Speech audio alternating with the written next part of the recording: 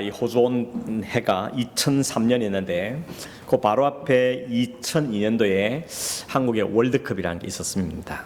아마 여기서 사신 분들도 TV를 통해서 월드컵을 보면서 한국이 4강에 올라갈 보면서 흥분들을 하셨으리라 생각되어지는데, 한국에서 현지에서 그걸 본 사람들은 진짜 흥분의 도가니였습니다.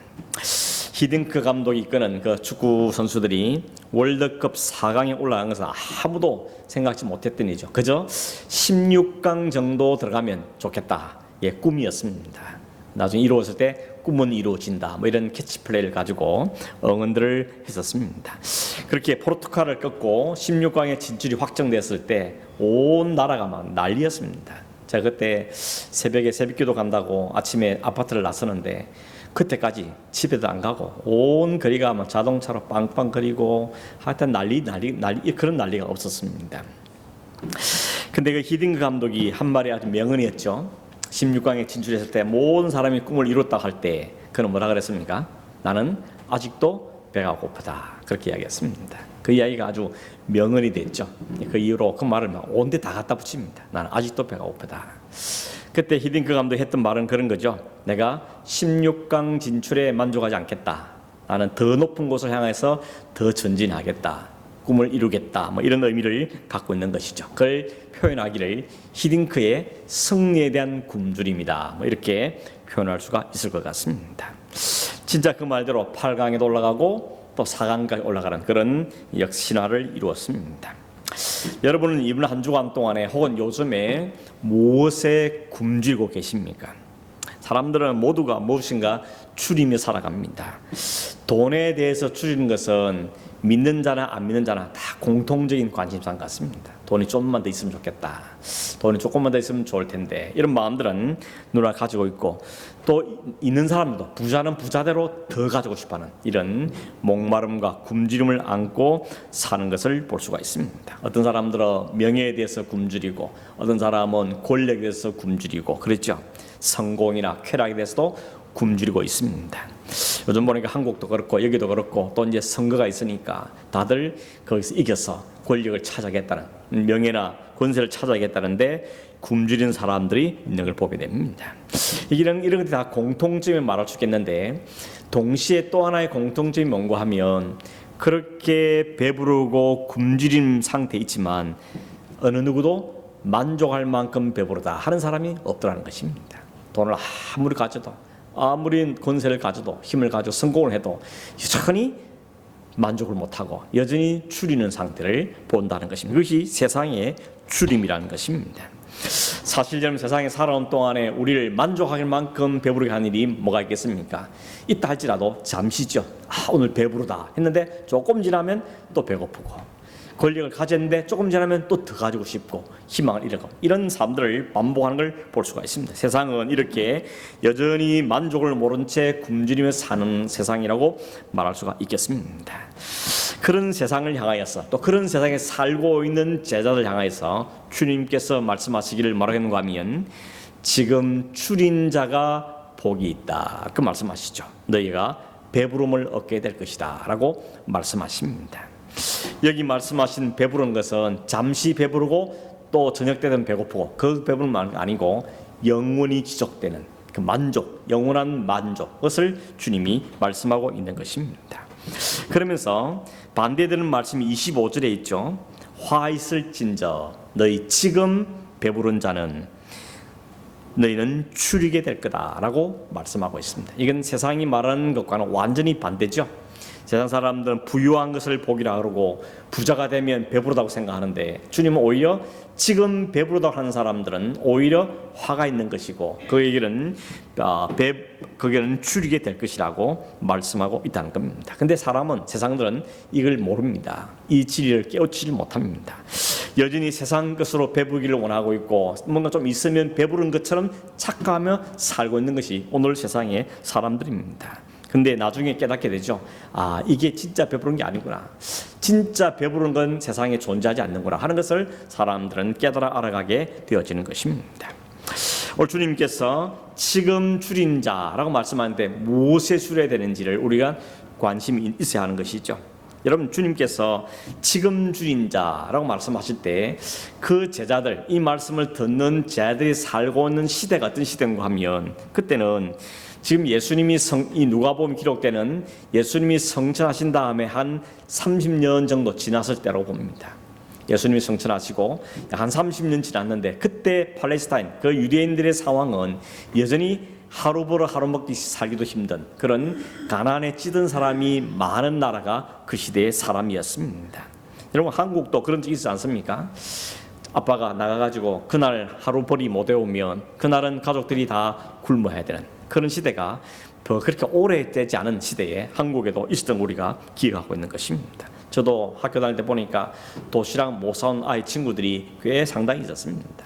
그래서 수돗물로 배 채운 아이들도 있고, 또 좀 용기가 있는 아이들은 밥 좀 뺏어 먹는 아이들 친구들 있고, 어쨌든 그렇게 못 살던 시대가 우리나라에도 그렇게 멀지 않은 시대에 있었던 것이 시대였습니다. 사실은 우리가 사는 때 이 굶주림, 목마름, 이거는 가장 기본적이고 가장 근본적인 욕구라고 말할 수 있죠. 그래서 인간의 가장 기본 욕구를 말할 때, 5단계를 말할 때도 제일 밑에 있는 게 배부름이죠.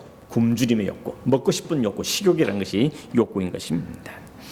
지금 세상에도 우리는 지금 괜찮은 나라에 살고 있고 복지국가에 살고 있어서 그래도 이런 팬데믹을 지나면서도 그래도 그럭저럭 붙었지만, 오늘 지구 땅에는 굶주림을 허덕인 사람이 굉장히 많습니다. 자료를 찾아보니까 올해 1월 달에 발표한 유엔 식량 농업 기구에서 발표한 2020년도 세계 식량 위기와 영양 불균형 현황이란 보고서가 있는데, 거기에 보면 지금 세계 인구가 한 78억쯤 된답니다. 78억 중에 8억 1000명 정도가 기아 상태에 있다는 것입니다. 기아 상태는 뭔지 아시죠? 제대로 먹지 못하겠어 굶주리고 배고프고 줄이는 그 상태가 기아 상태인데, 이 전 세계 인구 가운데 8억이 넘는 사람들이 매일같이 기아 상태에 허덕고 있다는 것입니다.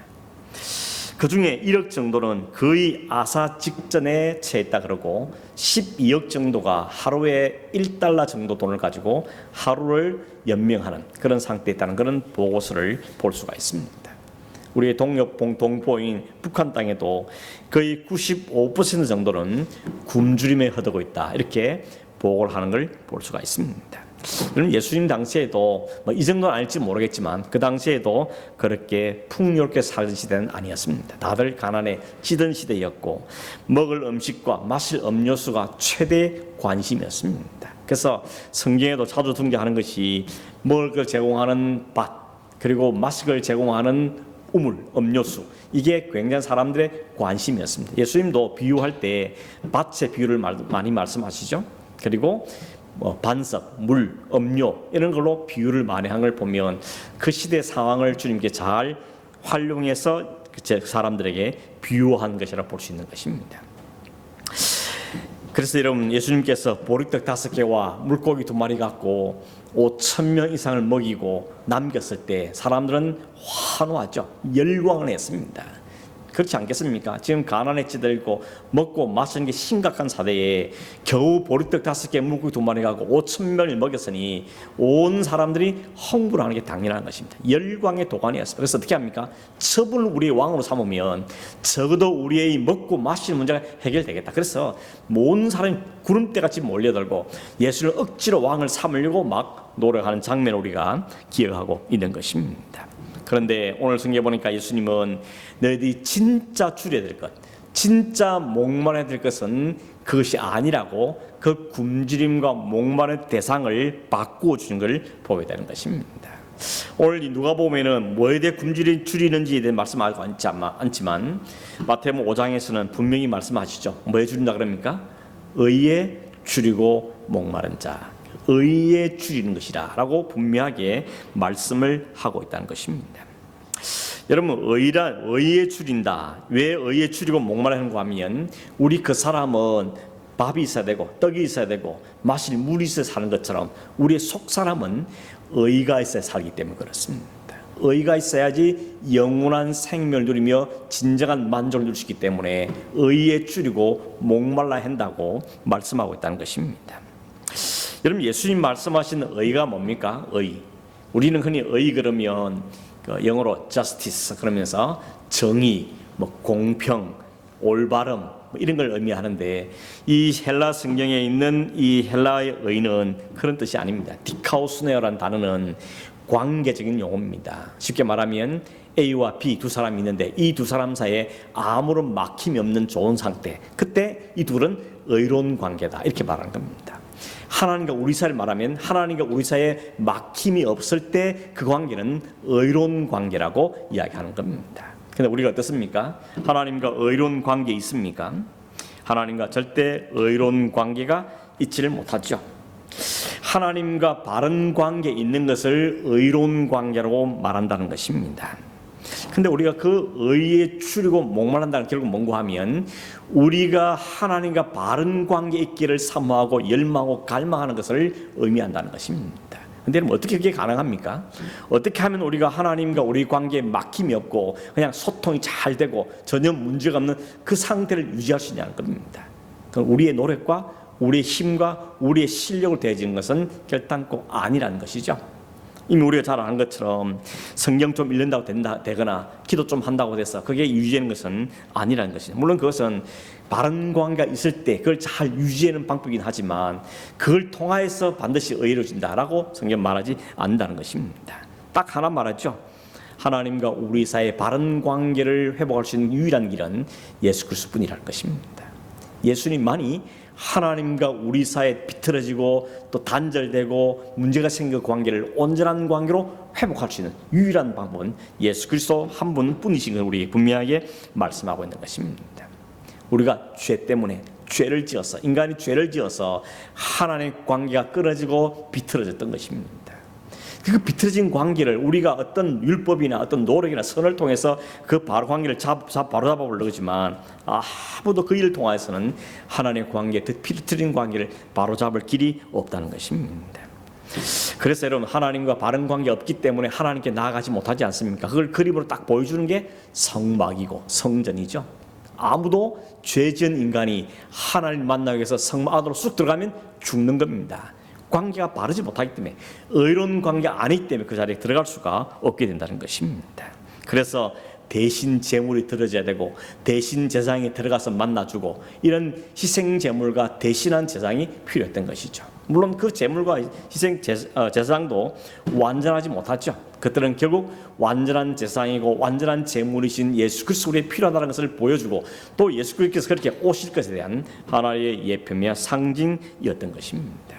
하나님이 제공하시는 유일한 의로운 관계를 회복할 수 있는 길, 그 유일한 길이신 예수 그리스도를 이 땅에 보내어 주셨던 것입니다. 그래서 성경은 예수를 가리켜서 의의 왕이시다, 혹은 평강의 왕이시다, 화목하게 하시는 분이라고 말씀하고 있는 겁니다. 하나님과 죄인된 우리를 의로운 관계로 되돌려놓고 하나님과 우리 사이에 비틀어진 관계를 다시 화목하고 회복해 하는 것, 이것이 바로 의가 되신 하나님인 것입니다. 율법의 의는 안 된다 그랬습니다. 율법은 우리에게 안 된다는 걸 깨닫게 할 뿐이라 그러죠. 우리가 우리 관계를 바르게 회복할 수 있는 유일한 길은 하나님이 제공하신 그 의, 바로 The Way, 예수 그리스도 뿐이심을 우리 분명하게 말씀하고 있는 것입니다. 그래서 바울이 이렇게 고백을 했습니다. 빌립보 3장 8절 9절을 제가 읽어드리면, 또한 모든 것을 해로 여김은 내 주 그리스도 예수를 아는 지식이 가장 고상하기 때문이라. 내가 그를 위하여 모든 것을 잃어버리고 배설물로 여김은 그리스도를 얻고 그 안에서 발견되려 함이니, 내가 가진 의는 율법에서 난 것이 아니요 오직 그리스도를 믿음으로 말미암은 것이니 곧 믿음으로 하나님께로서 난 의라. 하나님이 제공하시는 의, 그 예수 그리스도, 그분을 우리가 믿음으로 받아들이고 모셔드릴 때 그 그리스도를 통해서 우리는 하나님과 의로운 관계를 회복하게 된다는 거죠. 그걸 우리가 성경 신약적 용어로 의가 전가된다 그럽니다. 의신 주님의 의가 우리의 의가 돼서 우리가 의로운 신분으로 바뀌어져서 이제 우리도 하나님께 담대히 나아갈 수 있는 의로운 관계를 회복하게 된다는 것을 우리에게 말씀하고 있다는 겁니다. 그러면 그 의에 추린단 말은 결국 뭘 이야기하는 거겠습니까? 하나님과의 그 관계가 정상적으로 계속 유지되고 하나님과 소통이 잘 되는 그 관계가 계속 이루어지기 위해서 우리는 사모하고 그걸 관계를 갈망하고 거기에 굶주리고 목마른 상태, 그게 바로 의에 추리게 한다는 것의 의미를 말한다고 볼 수가 있는 것입니다. 오늘 성경에 보면 의인이 복이 있다고 말하지 않고 의에 추리고 목말라 한 자가 복이 있다고 말씀하고 있죠. 그러니까 우리가 의인이 신분적으로 의인이 되었지만 여전히 우리에게는 그 관계를 계속 유지할 적에는 하나님의 은혜가 필요한 존재라는 것이죠. 신분적으로는 우리가 바뀌었는데 아직도 우리에게는 결함이 많기 때문에 이 결함을 자꾸 밀어내고 하나님의 관계를 잘 유지하기 위해서 갈망하는 마음이, 굶주린 마음이 우리에게 있어야 한다는 것을 주님은 우리에게 말씀하고 있다는 것입니다. 이렇게 말할 수 있겠죠. 그냥 기왕 어렵게 주실 거 한 방에 그냥 어렵게 완전하게 해주시지 왜 신분만 바꾸시고 계속 의를 추구하도록 이렇게 갈망하도록 만드셨을까? 하나님 우리를 잘 아시기 때문에 그렇습니다. 한 방에 해결해 주면 그거하고 또 그냥 교만을 떨고 건방을 떨고 하는 것이 인간들이죠. 그래서 주님께서는 이 땅에 사는 동안은 여전히 그 의를 추구하고 그에 대해 갈망하고 하나님을 사모하는 마음 우리에게 있도록 하나님 계속해서 우리 가운데 역사하고 계시는 것입니다. 그래서 여러분 우리가 그 의 부분에 하나님 관계에서 실패하면 너무 놀라지 마시고 너무 당황하지 마시고 내가 아직도 다듬어지고 주님을 닮아야 할 부분이 더 많아서 그런 거구나 생각하시고 다시 일어나고 주님 내게 주님을 온전히 믿고 지금 오늘 예배할 때 같은 이 찬송하는 마음, 이 기도하는 마음, 이 마음이 내 삶에도 그대로 이어지기를 원합니다. 이런 영적인 갈망들이 우리에게 있어야 한다는 것입니다. 다윗이 뭐라고 고백했습니까? 시편 40편 1절에 보니까 사슴이 시냇물을 찾기에 갈급한 같이 사슴이 시냇물을 찾기에 갈급한 그 정도로 내 영혼이 주를 찾기에 갈급합니다 라고 말합니다. 다윗이 이런 고백을 합니까? 자신이 하나님께 부름받고 왕도 되었고 그렇지만 여전히 자기가 죄에 넘어지기도 하고 실패하는 자기를 계속 깨닫고는 하나님 내가 이렇게 죄 가운데 건집을 받고 하나님 관계를 잘 유지하며 살기를 원합니다. 그런 좀 삶을 살기를 원합니다. 이 갈망을 지금 표현하고 있는 다윗의 고백을 보게 되어지는 것입니다. 그러니 오늘 우리식으로 말하면 의에 줄이고 목마른다는 것은 결국 자신의 영적인 상태를 직시하고 깨닫고 하나님 은혜가 계속적으로 필요하고 성령의 도우심이 계속 필요하고 하나님 말씀이 계속 나를 이끌어 가시고 기도의 능력이 나에게 여전히 필요하고 성령이 나를 도와주는 게 참 필요한 존재라는 것을 인식하고 그 하나님 앞에 날마다 매일같이 하나님의 도움을 구하고 사모하는 그 삶을 사는 것을 이야기하는 것이고 그런 자들에게 하나님께 우리에게 영원한 배부름을 소망하며 그 가운데 그 배부름을 경험하게 하시겠다고 주님 우리에게 말씀하고 계시는 것입니다.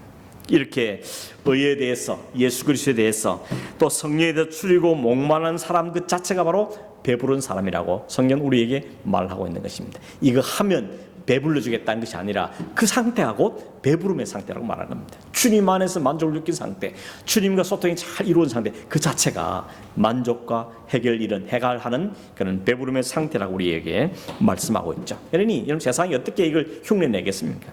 세상들은 먹어야 배가 부르고 가져야 배가 부르고 높이 올라야 만족이 있는데 주님 오히려 주님 한 분만으로 만족할 수 있는 그 의로운 상태를 배부름의 상태 우리에게 말씀해주고 있는 것이죠.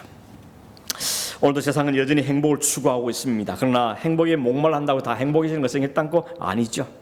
하나님과 정상적인 교제 상태에 있는 사람이 누리는 것이 바로 행복이고 만족이고 감사하고 평안이고 찬양이 그 마음에 터져 나오게 되는 것입니다. 우리가 주님께 대해서 목말란다 말할 때 주님의 무엇에서 목말라야 될까요? 여러 가지 말할 수 있겠지만 주님의 그 성품, 주님의 그 인격, 주님의 그 삶이 내게도 그대로 투영되어지고 이식되어지고 내 삶에도 주님 같은 삶이 되기를 원합니다. 이런 고백이 우리 가운데 있어야 하는 것이죠. 우리가 찬양 그 복음송에 그런 거 있지 않습니까? 예수님 바울처럼 그렇게는 살 수 없을까? 이게 영적인 갈망인 것이죠. 나도 주님처럼 살고 싶다. 나도 어떤 상황에 주님처럼 말하고 주님처럼 행동할 수 있는 그런 관계에 있으면 좋겠다. 이런 영적인 갈망들이 오늘 우리에게 필요하다는 것입니다. 척 스미스라는 목사님이 계시는데 8년 전에 이제 세상을 떠나신 목사님입니다. 미국의 갈보리 채플이라는 교회를 목회하신 분인데 우리가 신학교 다닐 때만 해도 이분에 대한 영향력이 참 많았습니다. 책도 많았고 뭐 설교 해석이라든지 이런 도움을 많이 받은 분이 이 척 스미스 목사님인데 이분이 한국에도 여러 차례 오셨고 그분이 하신 간증을 제가 간접적으로 들었는데 이런 간증을 했다는 겁니다. 젊은 시절에 이분도 목회 여러 번 실패를 했습니다. 좀 교회가 좀 잘하면 또 무너지고 또 무너지고 여러 번 실패하고 너무 낙심이 됐는데 또 그래서 또 다시 시작해가지고 또 몇 명 데리고 성경 공부를 막 해가지고 그 사람들 중심으로 또 교회가 조금 이제 자라가게 된 겁니다.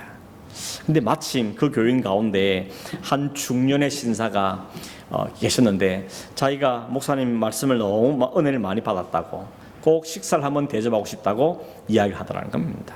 그래서 이분이 너무 감사하고 흥분한 겁니다. 자기가 이 설교 잘 못한다고 막 쫓겨나고 교회 망하고 막 그랬었는데 웬일인지 이번에는 자기 설교 때문에 너무 은혜 받았다 그러니까 너무 가슴이 뭉클하고 감동이 되고 그 자체만 너무 감사한데 그래서 식사 대답을 잘 받았다는 겁니다. 그리고 식사 대답을 끝나고 나니까 이분이 말하기를 그동안 목사님 저에게 깨우치는 게 말씀에 너무 크고 감사해서 내가 선물을 꼭 하나 하고 싶다고. 그래서 무슨 선물 하고 싶다고 했더니 이분이 마치 어떤 분인가 하면 그 자동차를 사고 팔고 하는 그 딜러 회사 경영하는 사장님이었던 겁니다. 그래서 그분이 데리고 갔는데 가보니까 그 넓은 이 뭡니까 차고에 자동차 수십 대가 쫙 진열되어 있는데 목사님 이 중에 마음에 드는 하나 다 고르시라고 그러더라는 겁니다. 보니까 막 좋은 차부터 그냥 보통 차가 쫙 진열이 되어 있는데 또 너무 좋은 차 고르기는 좀 그렇고 그래가지고 눈치 보여가지고 적당한 차를 하나 골랐다는 겁니다. 그래서 돌아오는 길에 운전하고 돌아오는데 뭐 너무 행복하다는 겁니다. 내 인생에 이런 날이 다 오다니 그러면서 너무 행복하면서 찬송을 부르면서 오는데 도중에 이제 와이프한테 전화를 했겠죠. 이런 일이 있었다고. 그래서 전화를 했는데 오는 길에 마트에 들러가지고 뭐 좀 사오라고 몇 가지 부탁을 하더라는 겁니다. 그래서 차를 잠깐 파킹 세워놓고 마트에 들어가서 그걸 사가지고 나왔습니다. 딱 보니까 그 자기 차에 저 앞 범퍼부터 뒤까지 누군가 못으로 쫙 끄는 거. 자국이 쫙 생겼습니다. 그러니까 뚜껑이 확 열리죠. 그래서 막 온갖 욕을 다 가져와가지고 욕을 퍼부은 겁니다. 누군지는 모르겠죠. 어떤 놈인지 모르겠죠. 그래서 막 할 때마다 저주를 막 퍼부었어요. 그리고 운전을 오면서 이 흥분이 가시지 않고 운전을 제대로 할 수 없을 만큼 흥분했다는 겁니다. 집에 딱 도착하니까 집에 거실에 부인이 사모님이 앉아 있는 거죠. 그러니까 사모님 보자마자 또 흥분해가지고 어떤 놈이 차를 이랬다고 막 또 막 온갖 욕을 또 한 10분간 퍼부었습니다. 그런 다음에 좀 퍼붓고 나니까 조금 속이 괜찮아졌다는 거죠. 그래서 이제 어제 소파에 앉으려 하는데 딱 옆에 보니까 그때는 10분도 안 보였던 아들이 거기 앉아 있는 겁니다. 아들이 빤히 쳐다보더랍니다. 그래서 아차 싶었는데 그 아들이 한마디 한 겁니다. 뭐라는 거 이랬답니다. 아빠 그 차 가지고 천국 갈 거예요? 이렇게 말한 겁니다. 아빠 그 차 가지고 천국 갈 거예요. 그 말을 듣는데 이 목사님 마음속에 하나님이 내게 주시는 경고, 깨달음, 책망하는 생각이 확 들더라는 것입니다. 그래서 어디까지 발전해 놓은가 하면 그 부인과 그 아들 안고 정말 회개하면서 기도를 하는데 이렇게 기도를 했다는 겁니다. 하나님 내가 목사인데 내가 다른 영혼을 섬기고 다른 사람을 지도하고 말씀을 가르치는 사람인데 내가 그 차에 못자고 하나 생겼다고 이렇게 흥분하고 온갖 욕들 퍼부었으니 내가 이게 목사 맞습니까? 그 사람이 이 못을 끈 그 사람이 얼마나 울분이 터지고 얼마나 마음이 상처하고 얼마나 화가 있었으면 차원치보다 그걸 그었는데 그 사람의 심정은 내가 조금 생각하지 않고 그냥 내 차 좀 끌겠다고 이게 내가 이렇게 목사가 할지도 못할지 다 했으니 내가 어떻게 주님의 제자고 어떻게 목사를 할 수 있겠습니까? 이런 마음이 확 들어가지고 정말 회개를 했다는 것입니다. 제가 그 얘기를 들으면서 내가 그 입장이라도 그럴 것 같은데 이런 생각이 들었습니다. 사실은. 근데 그 마음속에 그런 깨달음을 주셨다는 것입니다. 주님처럼 되기를 사모하고 주님처럼 생각하고 주님 같은 성품을 담기를 원하고 주님의 마음을 품고 살자 그렇게 설교도 하고 내가 그렇게 갈망하고 있는데 이 조그마한 이 한 가지 사건 때문에 그 모든 게 다 엎어지는 자기를 보면서 참 내가 얼마나 부족한 인간인지를 깨달으면서 다시 하나님 앞에 엎어져서 간구하며 기도했다는 겁니다. 그러면서 주님 만약에 주님이셨다면 오죽했으면 이 못을 갖고 이 차에다가 화풀이를 했을까 그런 마음 가실 법한데 나는 그런 생각은 조금도 들지 않고 화만 잔뜩 냈다고 그렇게 간증을 했다는 것입니다. 여러분 그 간증을 들으면 어떤 생각이 드십니까? 인간이 어떻게 그렇게 살 수 있나 하고 이런 생각이 하십니까? 나라도 그렇지 뭐 그런 생각이 듭니까? 그러나 다시 한번 생각하면 적어도 나도 예수님 닮기를 원하고 예수님처럼 말하고 예수님처럼 성품을 갖기를 원한다면 주님, 내가 그 순간에도 주님이 하시던 것을, 주님은 자신을 위해서 못자 상처 낸 것이 아니고 머리에 가시관을 씌우고 창으로 찌르고 못으로 손과 발을 박았는데도 불구하고 주님이 열두끈이 열린 게 아니라 오히려 그들을 불쌍히시고 긍휼을 베푸시고 저들을 용서해달라고 주님은 그렇게 했었는데, 내가 주님 당부시도 말은 그렇게 하고 그렇게 설교는 했지만 내 마음에 그의 갈망이 너무 없는 걸 깨달으면서 그렇게 주님 앞에 엎드려서 회개했다는 것입니다. 그럼 우리가 주님처럼 어떻게 되겠습니까? 그러나 적어도 우리 안에 주님과 같은, 주님을 닮고 싶은, 주님의 인격을 닮고 싶은 열망이 우리에게 있어야 한다는 것은 우리가 도전받아야 될 부분이 아닌가 하는 것입니다. 그저 남한테 해 좀 안 끼치고 남에게 도둑질 안 하고 그냥 그럭저럭 살면 만족한다, 그 정도로 주님이 우리에게 요구하는 게 아닙니다. 제자는 그 정도가 아니라는 겁니다. 제자는 스승을 닮는 게 제자죠. 제자는 스승을 카피하는 게 제자인 겁니다. 그렇다면 주님이 하신 삶과 주님의 인격, 그 주님 성품이 내게 온전히 이식되고 나도 주님의 성품 닮기를 원합니다. 주님의 의가 내게 덧입혀질 뿐만 아니라 그 의의 삶을 나도 살아내기를 원합니다. 그런 마음까지 우리가 가야 한다는 것을 우리에게 이해해주고 있다는 것입니다.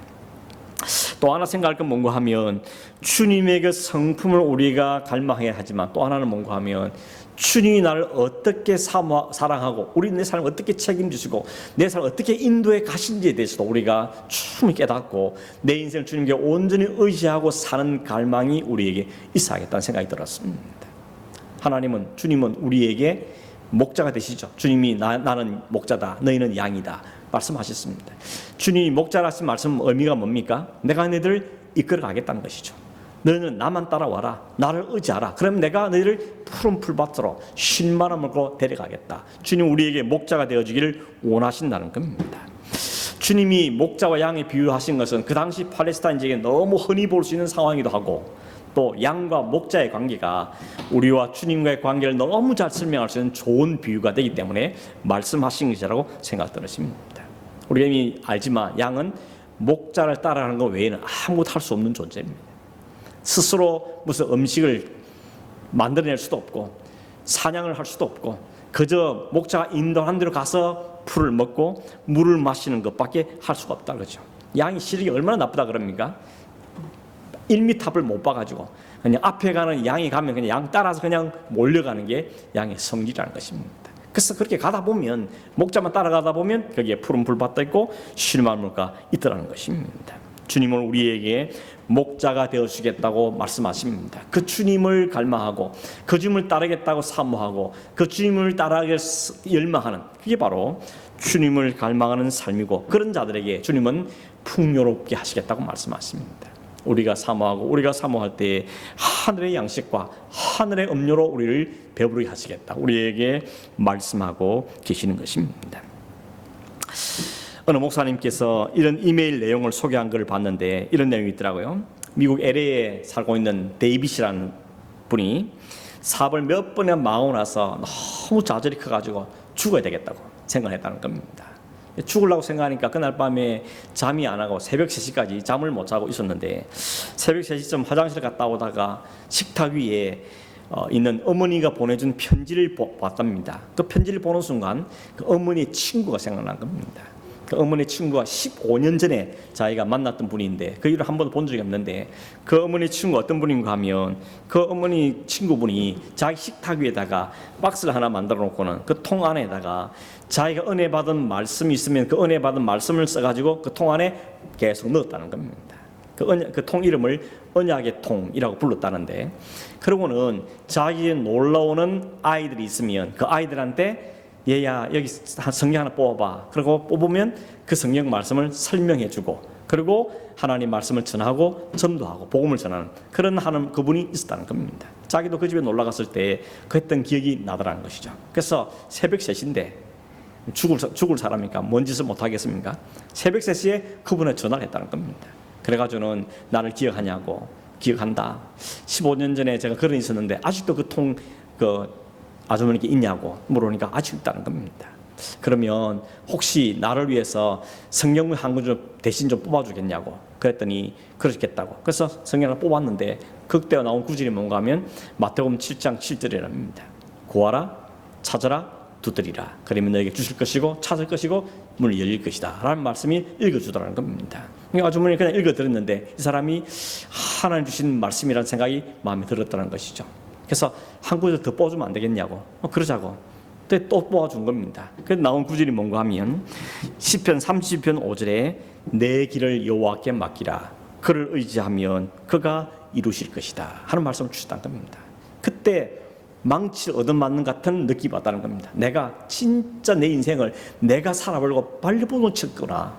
내가 내 인생 해결하고 내 사업을 해보려고 그러고 하나님은 온데간데 없어지고 내 힘, 내 실력 하려고 그렇게 발버둥 쳤는데 결국 그 결과가 내 준 것이 사업이 망하고 부도나고 이 형편에 죽기 직에 오게 된 거라 깨닫게 된 다음에 그가 고백한 겁니다. 그 아주머니에게 내가 이제는 내 인생 내가 내려놓고 주님을 내 인생 주인으로 모시고 주님의 길을 따르려고 생각합니다. 그러면서 한 구절만 더 읽어달라고 부탁을 했다는 겁니다. 그래서 읽어준 구절이 뭔가 하면 마태복음 28장 20절에 볼지어다 내가 세상 끝날 때까지 너희와 함께 있을 것이다 라고 하는 말씀을 주셨다는 겁니다.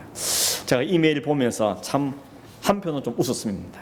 왜냐하면 제가 얼마 전에 그 이야기했죠. 성경 구절을 아무데나 펼쳐가고 읽으면 안 된다고, 차근차근 묵사 읽어야 된다고. 근데 이메일 보면서 그런 생각이 들었어요. 우리가 하나님 말씀 이렇게 뽑아서 읽는 게 위험한 일이지만 이 사람에게는 하나님이 너무 급하니까, 너무 다급하니까 하나님이 그런 방법을 통해서라도 그 영혼을 살려낸 거구나 하는 생각이 사실 들었습니다. 여러분, 우리가 성령을 뽑게 하자는 말씀이 아니라 하나님에 대한 갈망이 너무 없으니까 자기 인생 자기 마음대로 사니까 하나님이 그를 이렇게라도 타치했어라도 하나님 그를 바로잡아 놓는 그런 모습이 아니겠는가 하는 생각이 들어졌던 것입니다. 오늘도 주님 우리에게 우리의 인생의 목자 되기를 원하십니다. 말씀 우리를 이끌어 주기를 원하시고 기도가 우리에게 들려주기를 원하시고 성령 우리에게 알려주기를 원하시는데 문제는 뭔가 하면 우리가 그 주님에 대한 관심이 없다는 겁니다. 말은 주님의 말씀 듣는다고 말씀에 귀를 기울이겠다 하는데 실제 우리 안에 그만한 갈망은 없다는 겁니다. 그냥 이 정도로도 괜찮고 이거 가진 것만으로도 만족하고 이렇게 사니까 결국 우리에게 충분한 배부름이 우리에게 주어지지 않는다고 지적하고 있다는 것입니다. 이미 가진 것으로 만족하거나 혹은 세상 것으로 배부른다고 괜찮다고 생각하는 것은 주님 말하죠. 화 있을 거라고 말합니다. 그가 바로 화 있을 자라고 말씀하고 있는 것이죠. 다 익게 날 때 그때 추리게 될 것이라고 주님은 말씀하고 계시는 것이죠. 말씀을 맺으면 여러분, 오늘도 세상은 여전히 사람들은 목말라고 갈망하는데 문제는 무엇에 목말라는 것이 아주 중요한 것이죠. 여전히 사람들은 돈에, 명예에, 건강에, 자식 잘됨에 다 여기에 집중하고 있습니다. 그 자체가 다 허망한 거라고 말하기는 어려울지 모르지만 그보다 더 중요한 목마름이 있다는 사실을 잊고 거기에 집중한다는 것은 위험한 것이죠. 그건 화라고 주님은 말씀하고 있다는 것입니다. 꼭 그 부자를 주님이 다 가난하게 만들겠다, 폐가 망신시키겠다 그런 의미보다는 그 헛된 헛배가 부르는 그 자체가 화라는 이야기인 것입니다. 진짜 만족 주지 못할 것, 우리의 영생을 아무 관계없는 그 때문에 만족하고 그걸 뽐내고 자랑하고 교만을 떨고 그게 화라는 것입니다. 그 자체가 화라고 주님 우리에게 말씀하고 있다는 것입니다. 우리에게 정말 필요한 것은 의입니다. 의. 하나님과의 바른 관계라는 것이죠. 우리를 그 바른 관계에 올려놓기 위해서 자신의 모든 내어주신 그 주님의 의, 그 주님의 의가 우리 안에 있는 게 우리에게 첫 번째 가장 중요한 우리가 사모해야 될 의죠. 뿐만 아니라 이 세상 살아가는 동안에 그 주님을 따르기로 작정했고 제자의 삶을 살기로 작정했다면 우리 안에도 그 주님의 성품이, 그 주님의 인격이, 그 주님의 그 모든 것들이 우리에게도 나타나기를 칼바하고 사모하고 주님만 전적으로 의지하고 따르겠다는 그런 의지가 오늘 우리에게 필요한 것을 말씀하고 있는 것이죠. 그러면 그 삶 자체가 배부른 삶이라고 주님 우리에게 오늘 말씀하고 있는 것이죠. 조건이 아니고 복 있는 사람은 어떤 사람이냐? 바로 의에 주진 사람입니다. 그는 주님으로 만족을 누리게 될 것이고 그게 바로 복이라고 우리에게 말씀해주고 있는 것입니다. 오늘 여러분, 죄인된 자에게 생명이 주었다는 것이 얼마나 큰 복입니까? 그게 만족이죠. 세상이 아니라 자기 생명을 바라보는 신자들은 의에 줄이고 목말라지 않을 수가 없는 것이죠. 그 의가 주님이시고 주님이 우리에게 주시는 모든 것이 그로부터 주어지는 것이기 때문에 우리는 만족과 배분을 얻게 되어지는 것입니다. 오늘도 온 세상이 헛된 것 때문에 헛배가 불러 있는데 오늘 우리는 진정 주님으로 인해서 만족함을, 배분을 누릴 수 있는 의의 주인자의 삶을 살아가는 우리 모두가 되기를 주의 이름으로 축원합니다. 감사하며 기도하겠습니다. 고마워.